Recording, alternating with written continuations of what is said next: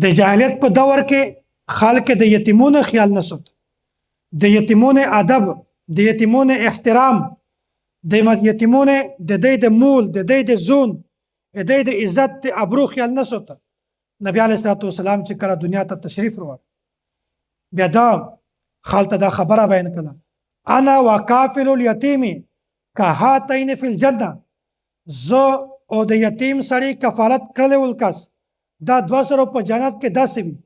مطلب یې دا دی چې زه او هغه کس چې د یتیم کفالت کو، د یتیم د مول او د ده خیال ساتي، دا دوه سره په جنت کې میش په یوه ځای باندې وي. الله تعالی مخکې فرمایي: وآتوا الیتامى اموالهم، یا چې تاسو د یتیمونو مول دوی ته حواله کوي. ولا تتبدلوا الخبیث بالطیب، خپل کمزوری مول، خپل خروب مول د یتیمونو د مول سره ما ملاوئ. دوی حق مه خورئ، دوی ته خپل مول ورکوئ. الله فرمایي: ان الذين يأكلون اموال اليتامى ظلما انما يأكلون في بطونهم نارا وسيصلون سعيرا. نو کسي الله تعالی چې په کوم وخت کې نبی علیه الصلاۃ والسلام دنیا ته راولېږه، نو نبی علیه الصلاۃ والسلام د وجې نه چې کوم نور جهالت ختم شو، نو په یو وخت کې نبی علیه الصلاۃ والسلام د یتیمونو خیال وساتو.